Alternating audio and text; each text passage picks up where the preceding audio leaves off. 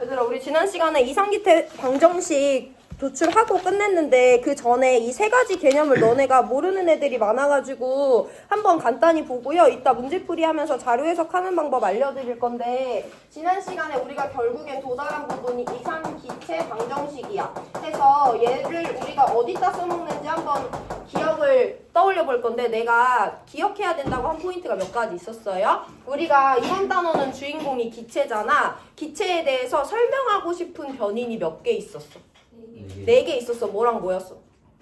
부피, 압력, 온도, 양, 이렇게 4가지 있었죠. 해서 기체는요, 압력, 부피, 양, 그리고 온도, 이 4가지에 대해서 우리가 보통 설명을 합니다. 그래서 이 4가지에 대한 관계를 한 번에 나타내주는 식이 이상기체 상태 방정식이다 라고 알고 계시면 되고요. 지난 시간에 결론 먼저 말씀드리면 PV는 nRT라는 식을 도출했고, PVNT는 기체에 대한 값이고요. R은 상수로서 우리가 구하는 값은 아니고 비례식을 등식으로 바꾸면서 도입했던 값이었어요. 그래서 이 개념이 어떻게 나왔냐 하면 처음부터 한 번에 나온 것은 아니고 기체에 대한 3가지 법칙을 우리가 합쳐놓은 거였죠. 그래서 첫 번째 보일 법칙이었어. 보일 법칙은 기체의 누구와 누구의 관계에 대해서 설명하는 거였어.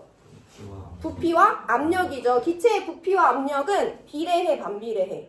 반비례해. 대신 누구가 일정할 때. 얘랑 얘의 관계니까 온도가 일정하고 기체의 양이 일정할 때는 기체의 부피는 압력에 반비례한다 라는 것이 보일 법칙이라고 했어요. 두 번째, 샤를 법칙에 대해서도 나왔어. 샤를 법칙은 기체의 누구와 누구에 대한 관계를 설명하는 법칙이야. 부피와 온도예요. 단 누가 일정할 때? 압력과 기체의 양이 일정할 때 기체의 부피는 온도에 비례한다라는 것이 샤를 법칙의 내용이었죠. 세 번째, 우리가 2학년 때 열심히 봤던 건데 아보가드로 법칙이야. 아보가드로 법칙은 기체의 누구와 누구의 관계를 설명하는 법칙이다.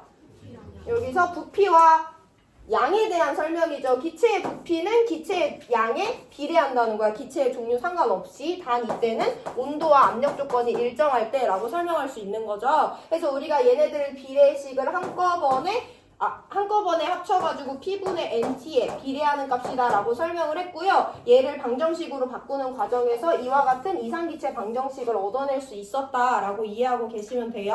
여기도 마찬가지로 내가 지난 시간에 설명을 해줬는데 보일 법칙이야. 보일 법칙은 기체의 양과 온도가 일정할 때 부피와 압력 사이의 관계죠. 그럼 얘도 일정하고 얘도 일정하고 얘도 일정하니까 지금 보일 법칙 세팅상으로는 우항은 일정한 값이야. 그럼 당연히 얘가 일정한 값이 나오려면 둘 중에 하나인 P가 커지면 V가 작아져야 되고 P가 작아지면 V가 커져야 되는 거죠. 여기서 보일 법칙 확인하실 수 있어야 돼요.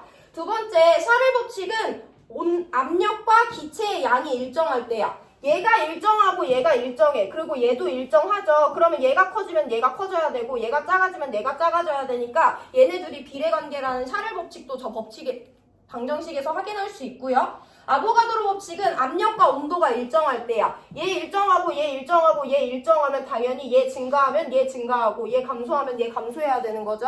그래서 이성기체 방정식을 이용해서 우리가 오늘